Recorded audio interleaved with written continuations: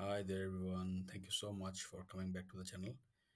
Today, we're going to learn about image to text generator in CapCut.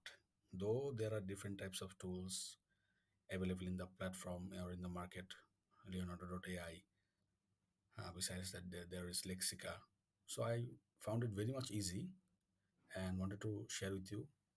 So let's start. We have to go to the create part, and here you can see there's an option named text to image. We have to click here. After that, automatically it will take us to the site. It's just like the Leonardo.ai type interface. We have to give prompt like beautiful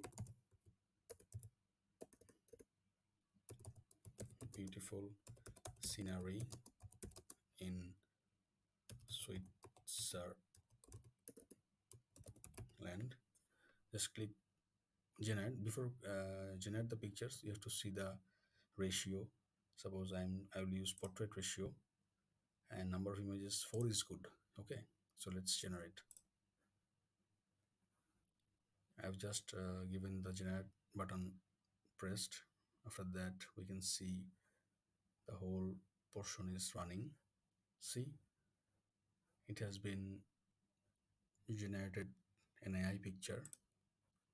You can download it very easily. Just press download and it will just download in your C drive or in the download site.